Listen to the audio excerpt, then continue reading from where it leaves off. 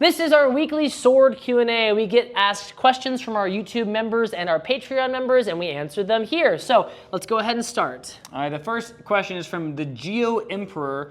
What habits do you use to keep your motivation to consistently improve your swordsmanship? Do you practice diet, exercise, and yoga to maintain your discipline? So This is a great question for you in particular. So I do a lot of stuff. I go to the gym 5 to 6 days a week. I also fence 5 nights a week. When I'm not fencing, I'm also usually doing some form of solo training. I was running, I try and run, I'm bad at running. I'm also pretty strict about my diet, but those aren't things that you necessarily need to do swordsmanship. Those are things I need to do for me. I've been dieting and exercising for nearly your whole life. Well, at this point, like 15 years or something crazy like that. Just because it's what I do to manage my stress and everything else. And it does help with swordsmanship because you get the benefits of being healthy. But I would be motivated to do those things even without swordsmanship. So what motivates you to keep training with swords then? I love swords. Yeah. I'm sorry. It's like swords are cool. So when you start, so this is kind of weird. You'll catch the bug, right? You go and fence, and if fencing is something that's going to click with you, after you've been doing it for a little while, once you taste that victory, once you taste like getting your first clean touch, doing what you wanted to do, it's addictive. It's one of those things where you don't really need external motivation. The internal motivation to do that again really starts to get you, but you gotta start. You gotta start and you gotta like do the thing. All right, yeah, that's basically the same thing I have is what keeps me training constantly is just because it's the most fun thing that I do. It's the most fun thing. It's just, I do it because it's fun, and as part of it, you want to get better and constantly train. And a lot of it is also, I train a lot, but I don't train super intensely. It's always kind of a play, because the way to learn in most martial arts in general is more play than intensity. So I'm training at a high intensity, but mentally it's not. I'm playing, essentially, and that's what makes it fun, and that's what makes you learning and training easier almost. And you also don't burn out as fast. I think what you can find from this is there's many different versions of this. Like I think based on what you said, you'd burn out if you're doing... If it's like super intense all the time, because I'm not a super competitive person, I don't really care. I do things because it brings me fun and joy. And see, for me, I do train super intense because that brings me fun. So it's super dependent on you. The best advice we can get for you to get motivated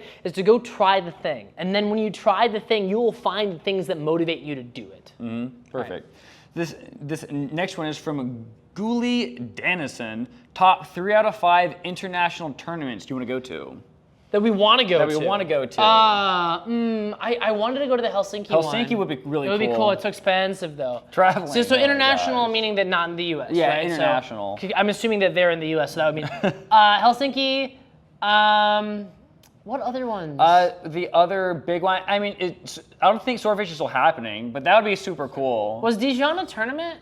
Because it was a big one, but I thought it was a workshop. Dude, it's a huge one. That was Bohema, First Harvest. Yeah, but I don't know. Do we hear good things or bad things about that? I haven't really heard that much about international tournaments in general, other than Helsinki. Yeah, Helsinki's a big one. There was one. I think there's one happening in Reykjavik, Iceland, but I don't know anything about it. That would be cool. Basically, the tournaments. We just want to go places. Yeah, places I want to go to. Iceland. Yeah, Iceland. Do something in like Scotland. Oh, Scots! The Scots. I met a lot of them. Scots, make a tournament so I can come. I loved it in Scotland. There's not like there was like the Helsinki one. Swordfish doesn't happen anymore. There's probably something in Italy. Probably. Like a rapier one. I mean, there's a bunch of them. We don't know. We're dumb Americans. We don't know. Places we want to go: Italy, Scotland, Germany, Iceland, Finland. All the things. Let's just go there. Invite us to things. All right. All right. The next one is from the Imperial Cat. What do you think would be the best European sword and/or knife for the modern military, not including the Messer? It's not super useful anymore. Probably, I mean, it need to be like super. Machete. So probably something rugged, useful as a tool and a weapon.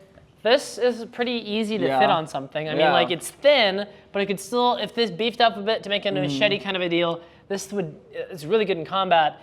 Doesn't have a handguard, but you don't need it because you're not really doing. It's a sidearm. Yeah, you're not right? going to be fighting people with things with handguards. It's small. It's lightweight. Shout out to a Siamese Edge. This is a really awesome sword. I think something like this. Yeah, anything that's small, probably. Probably. Because you would single edge, probably carry a pretty thick. Could you pull this off your back? Probably. Hold on a second. Maybe if it was here. No. Here. I mean, if it. Well, yeah, here, but then you couldn't. But then you couldn't.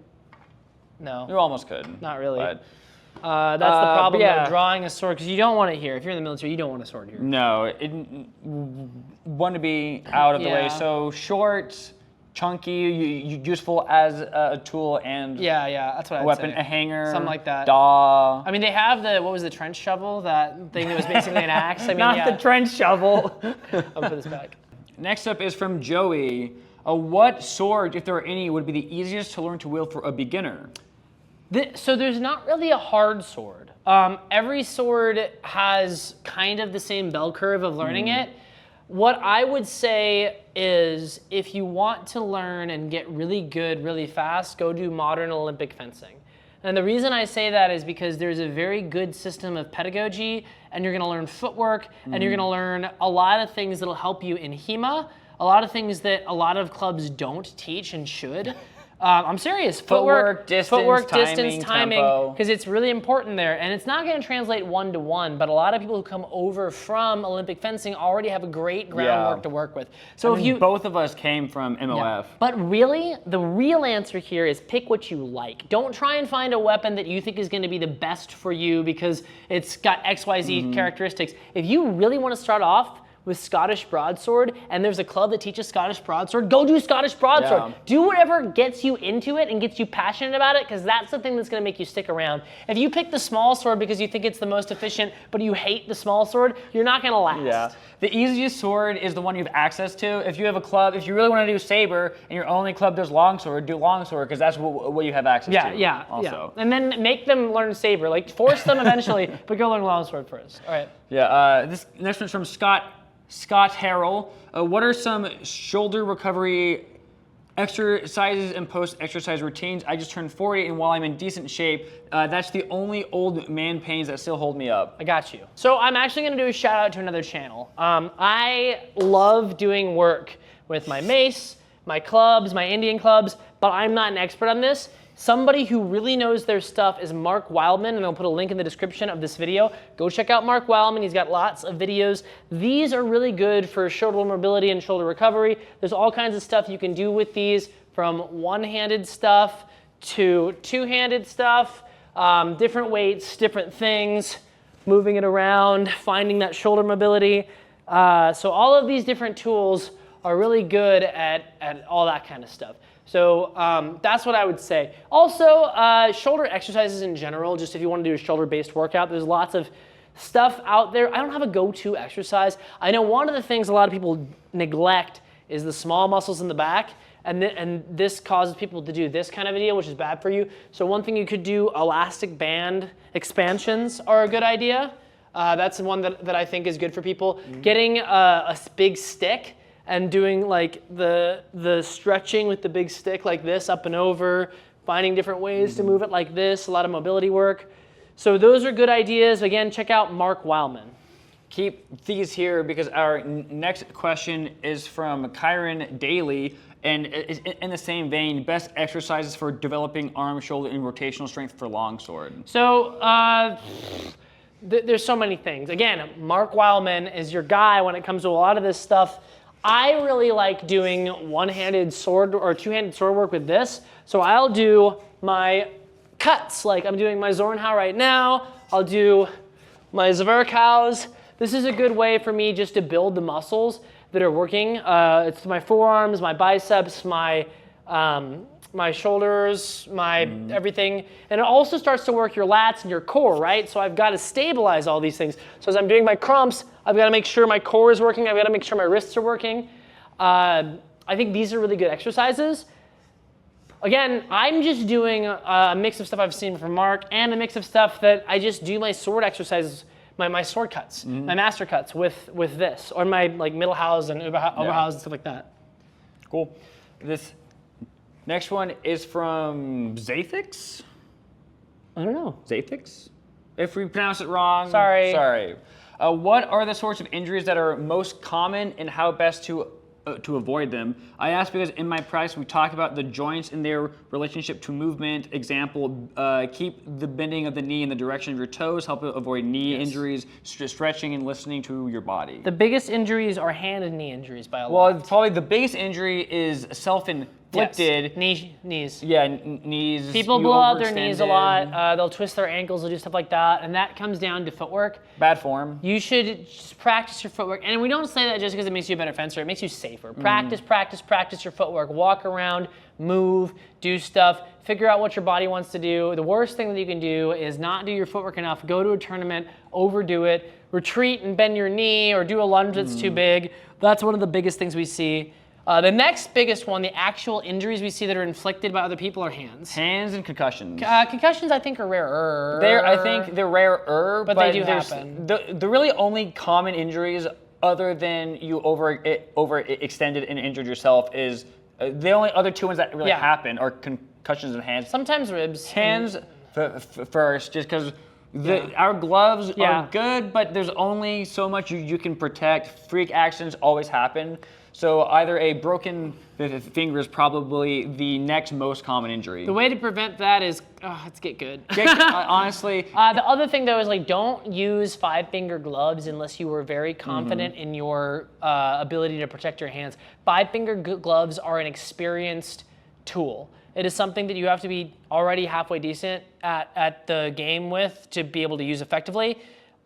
We recommend for beginners, always get the heaviest duty clamshells you can, because you're going to eat it in the hands over and over and over until you know how not to eat in the hands. In that same vein, make sure you're training hand shots. There's a lot of clubs that don't really touch on even hands as a target, and then they show up to the tournament and it's right there. I'm going to destroy your hands. Yeah. And there's also a lot of people that show up to tournaments that might not be wearing the best gloves. They might have lacrosse gloves. So wear the protection and train protecting your hands. Don't be one of those people who says stuff like hand shots are wimpy, hand shots don't count, because they are probably one of the most common things that happened back in the day. And additionally, like, it's so easy to hurt your hand. Just learn how to protect them. Train with your partners doing hand shots.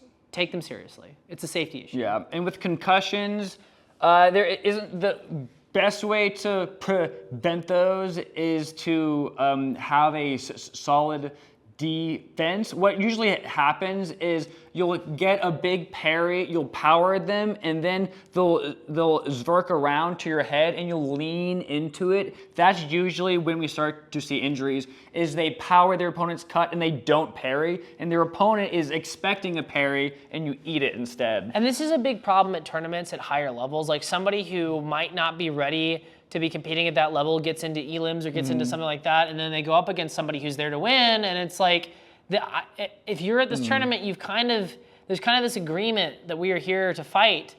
I don't know. Yeah. There's not really a solution to that. No, the solution is train what you're capable of doing. If you end up in an A-tier tournament, great job on you, but also be aware that if you don't defend a clear headshot, like it's always a battle of who's at fault. It's usually, like, I would say it's generally kind of they sometimes both at fault, and also neither are at You can throw a perfectly reasonable force level hit at A-tier level, and it can do a concussion because the other person didn't parry well. But you can also have somebody swing like a monkey and hit way too hard.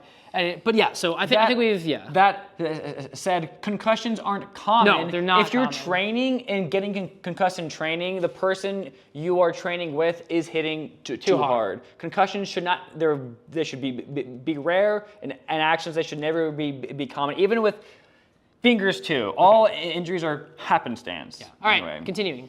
The next one coming from Rex Ashcraft. Yay! With your background in choreography, what habits do you feel have elevated your fencing, and what do you think have held you back? Oh, this is an interesting one. Because I started as a fencer and then got into choreography, I had a hard time with choreography because I was doing stuff that didn't work. So I had to, like, unlearn my fencing to learn choreography. And then honestly, I don't feel like, because my original background was fencing, I don't feel like I had a hard time getting into, because I'd never stopped fencing. I was just doing them both in tandem.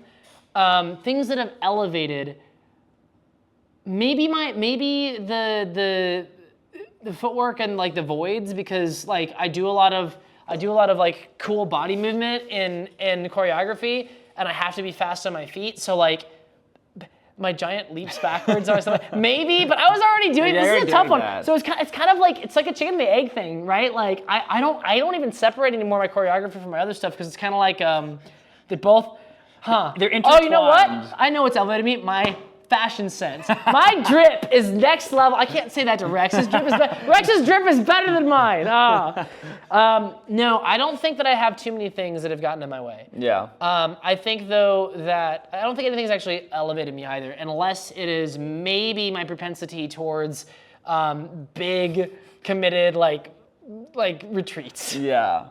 They were done in conjunction, so they kind of grew. Kind of grew together. Yeah. I'm a flashy guy. The next question is from Edward Martineau, or Martine, or... We're bad at everything, guys. Yeah, you know. With Hollywood being incompetent with swords, what movie does the best or is your favorite, and how did swordsmanship evolve over time? Well, my favorite movie is definitely The Empire Strikes Back, and it's not realistic. So here's my thing on Hollywood choreography. Realism is good, but it's not the ultimate goal for me. What's important is the buy-in to the story and the believability, right? So when I look at choreography, if they do something slightly unrealistic, it's not real swordsmanship, that's okay so long as they can justify it in universe. So if they create the situation that would make sense for a big spin, I'll buy it. But if one actor is just waiting for that person to do the spin, that doesn't work for me. There is one of those in Star Wars, in Empire Strikes Back, and I don't like it, but that's okay. I still love that fight. With that said, the best one, I always come back to The Princess Bride, because it's the best fight that's ever been filmed ever. The fight on the Cliffs of Madness. What was the rest of the question? And how did the swordsmanship evolve over time? It's gotten worse. No, it has. It's gotten worse, and this is why. So Fight Master Bob Anderson is my fight choreography idol. He's the one who did all the fights for The Princess Bride, for the original Star Wars films. He was in the Darth Vader suit for the first 3 films, I'm pretty sure. It was him, it was David Prowse as most of the acting scenes, and it was Bob Anderson for most of the fighting scenes. And then, Flynn, stop eating that. My cat's eating stuff. And then he also was the guy for Lord of the Rings, Pirates of the Caribbean, like for Troy. Bob Anderson, he did everything. He was just so good. But he was a fencer. And if you look back into the silver screen age, you had fencers doing good choreography. You had Errol Flynn, you had Basil Rathbone, you had these people, and the thing about it is they had the time. The sword movie was king back in the day. People cared about it, and if you look at what's happening now, when was the last sword movie that came out that was good that had swords in it? I couldn't even tell you. Lord of the Rings, Rings of Power doesn't have many sword fights.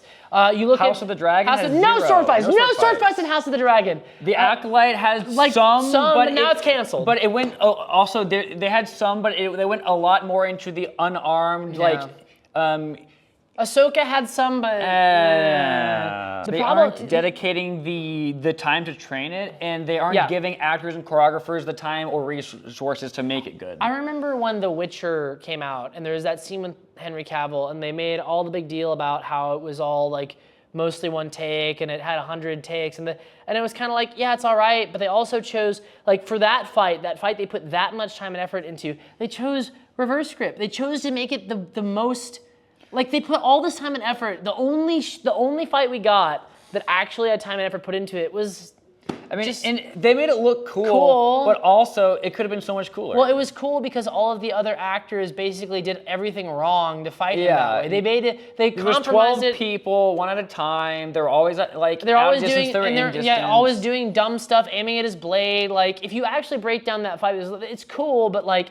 But that is the most effort anybody's put into a sword fight in a long time. Yeah. I always particularly, I don't know why is always the case, but anything with pirates. Yes! Oh my gosh, every pirate movie. Pirates always look, and they're generally pretty good because the idea of the swashbuckler is pretty much just classical fencing. Yeah. But also when they throw in the fun things that don't work, it's great because like they're pirates. They're on the ship. They're jumping around. Or in Pirates of the Caribbean, you had that they're both on the water wheel. That's not realistic at all. That's so fun though. So Bob it's Anderson cool. also Exactly. Yeah, so, but like, even anytime not even just with it in Black Sails too. Black Sails, yeah. There's anything with pirates always is cool and fun, and I don't know why, but that means we need more pirate stuff. More pirates. So yeah, it's getting worse. But if you look at it, everything is getting worse with Hollywood. Even the CGI. They're outsourcing everything. It's more about making something than it is making something good. They're rushing all of these films. They're outsourcing a lot of the stuff.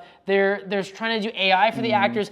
And it's the same thing with video games. Everything is being pushed out at such a massive quantity, at such a high budget for like, just so that they can show infinite growth for their shareholders. So we're not getting quality anything. So I'm not surprised they're not saying, hey, actor, take 6 months to learn fencing. Yeah. When they can do it in, they can just a week do with cuts right at home, and it's fine. Okay, I'm depressed now. The next one is coming from the Doom Merchant. Oh, If you could change something about the sword community, what would it be and why? This is a good question. The sword community on YouTube or in general? Let's do both. Let's do both. Yeah, both. So the sword community on YouTube, what I would change is a lot of the sword community on YouTube is focused on things like, look at this like fantasy thing. Let's talk about this fantasy thing, or let's talk about this like one very niche detail from history, or this one weapon that's kind of unique. It's always about weird things. It's always about like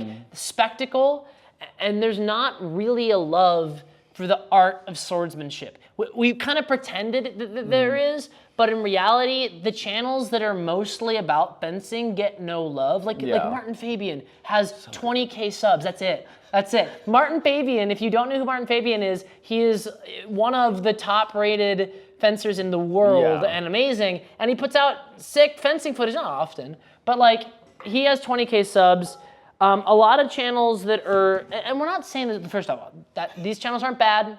We're not saying channels that do that are bad. We're not. We want those channels. We want channels who talk about those things. But the fact that they're elevated so far above the channels that are about fencing is the problem to me. And it's not something we can actually fix, right? It's what people want to see. But like, that disparity is discouraging to me. I would love to see those channels taken as seriously as the other ones. I would love to see someone like a Martin Fabian with 1 million subscribers, right? I would love to see that level of, we just do fencing and people like watching it. But realistically, that's not going to happen. As for the actual in-person sword community, in person, the sword community is so nice. If you go to a tournament, everybody's so nice to you. Online, you're all mean. You're all so mean.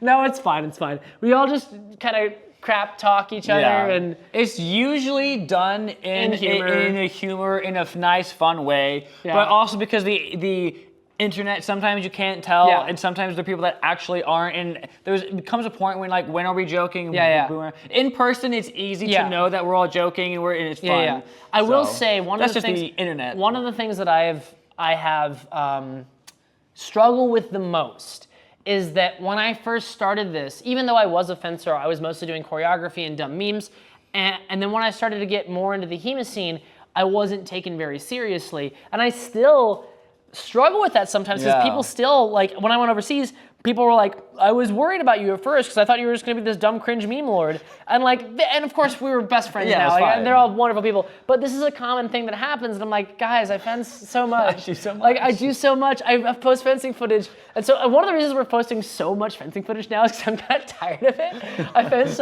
so like, it is one thing that I want to change about the sword community. We'll drown you in fencing footage because maybe they'll see it eventually. Well, like, I want the sword community online to take fencing footage more seriously because that will help everything. And then also the actual sword community just to, like, I don't know, stop being so judgy.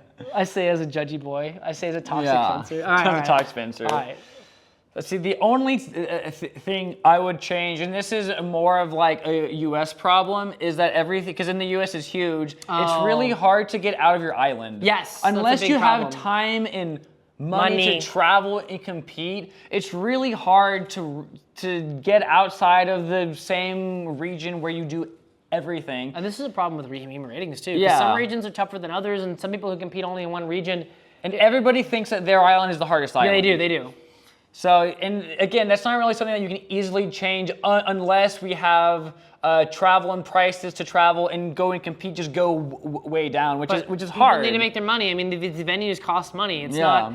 not like the people who are doing these things are like, I will arbitrarily raise the price of this thing because I can. They're doing it because they have to. They have to. We get it. So, but if I could change it, that's what I would change.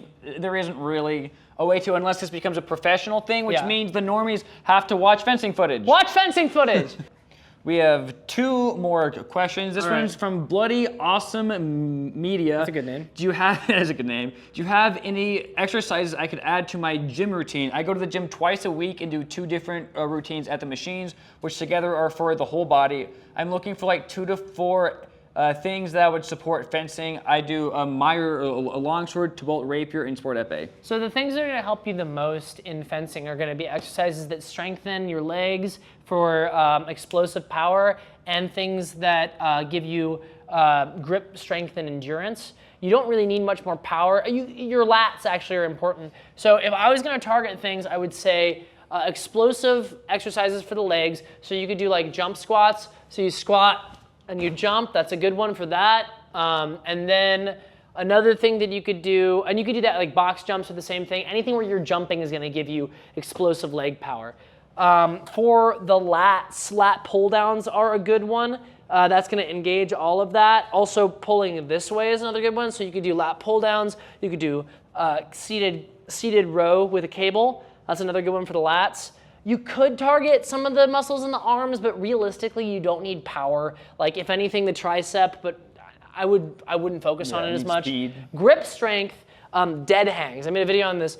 Just grab a bar and hang off the bar, and that's going to engage your entire arm, especially the muscles that are what are helping you with the longsword, so you won't get tired as easily. That's building your endurance. That's my advice for different exercises that you could do to supplement your training. Cool. And our very last one's coming from Scott Harrell. What are the benefits versus consequences of attempting to learn to fight ambidextrously? So the benefits are... The benefits are you have this one cool trick you could pull off sometimes, but... So here's the thing, and this is what people didn't get about my video when I talked about this. Learning to fight ambidextrously is not good. Training with your left hand once in a while is fine. And there are neurological benefits. There's studies that show that there are things that you can get out of doing training with your non-dominant hand. However, if you look at professional athletes, they're not devoting equal time to their dominant hand and their non-dominant hand. Most of them who do something like golf or tennis or fencing, they're not spending equal time training this hand and this hand. They are focusing on one hand. If they do some offhanded training, it's so they can get those neurological cognitive benefits. They're not trying to compete with their non-dominant hand. There are some people who are better at being ambidextrous than others, but if you are a high-level fencer and you are really trying to fight against somebody who is also a high-level fencer, you should be training your dominant hand. The problem is, if you spend equal time on both, it means you learn more slowly, right? If you're taking time away from this hand. So if I decided that I wanted to learn how to do give me a technique. Any technique. If you wanted to do a crump with the left hand instead of So I want to do a crump. I want to learn how to do a crump out. So if I throw 100 cuts on this side, the time I spend doing that, if I have to throw them on this side, if I take half of that away, I'm only half as good on this side. Yeah. Right? And there's, like I said, there are those benefits out there, but those benefits aren't telling you should learn to be completely ambidextrous. They're telling you that you should do this so your brain can understand it a different way. I, as a teacher, both in stage combat and in fencing, have dedicated a decent amount of time to using my left hand for certain things. And it's not because I'm going to perform or fight with that, it's because I have to teach people who are either left-handed or I have to mirror. It's so helpful if I have students over there to show them how the technique works with my non-dominant hand, because they don't have to translate in their brain left to right. They just get to mirror me. Super helpful skill. Do I fence with my left hand? Only for... Sometimes. I was going to say the bad word, I can't say that. Only for giggles. Only for craps and giggles, right? Only if I'm trying to be silly. Some people say that, oh, I would switch because I got injured, or I switch because I'm tired. I just find I've never fenced so much with one hand that it was tired and couldn't fence. And like, if you're that tired, it's probably better just take a break, right? Like, what my suggestion always is, it's like if you are tired with one hand and you want to switch to the other hand, I would say just get to the point where you're not tired with one hand. Go exercise more. And I'm not trying to be mean, but it's a thing. Like, if you're doing a tournament, right? If you're doing a tournament and you are fighting all day and you get tired with one hand, if your solution is to switch to the other hand, you're probably just going to lose. Yeah. And I mean, like, unless you're... Did you really dedicate enough time to be able to fight well with this hand? Or you could just train endurance on this hand, right? There are fencers out there that are truly ambidextrous. But I know like 2 or 3 of them, and they do train both hands, but it's not as like, I train this cut here, and I train this cut here. They just, because they're truly ambidextrous, the way their brain works, they don't, if you train one thing, you can kind of do it in the other hand. They don't train specifically this hand. They just do what they do best. They do what is comfortable, and they can swap mid-bout, but they don't do it as like, this is my super secret 5,000 IQ brain, because I see you do it. Yeah. So like, it doesn't... It's just, I mean, like, if you know how to fence against a lefty, you just... So I will say this, right? Like, when I'm telling you these things, when I'm saying all the things I'm saying, of course there's going to be exceptions, but you have to ask yourself, are you that guy? Yeah. Are you that? So it comes back to like well, there's this one story of this guy who got his entire calf cut off and kept fighting, or got his brain. It's like, yeah, sure, but are you that guy? Yeah. So I'm not trying to crap on anybody's parade. There are people out there who can do it. The people that are that guy also don't train as I train right hand and left hand. They just train and they do what works for them and feels good. Yeah, and if you're one of those people, you'll know. Yeah. Right? I don't have to tell you if you're one of those people. You'll know. All right, I got mad there because like everybody got so steamy because they all wanted to be that guy. They all want to be the Dread Pirate Roberts, or they want to be Inigo Montoya. Yeah. They all want to be that guy. I get it. I want to be that guy, but I'm not that guy. You're not that guy. All right. Anyway, Okay. that was all of our questions. Thanks for submitting them every week for the $5 and up tier on both Patreon and YouTube memberships. You can submit a question about anything you want, and we'll answer it. So if you like the channel and you like what we do here and you want us to give your question an answer, go ahead and subscribe. Patreon, YouTube memberships, both linked in the comment section, and we'll see you guys for another Q&A next week. A big thanks to all of our supporters on Patreon and YouTube memberships. If you want to support us, this is the best way to do it. This means we don't have to rely on the fickle whims of the algorithm and AdSense, and we can keep bringing you awesome content without fearing starving. So if you want to support us, consider joining for $1 a month.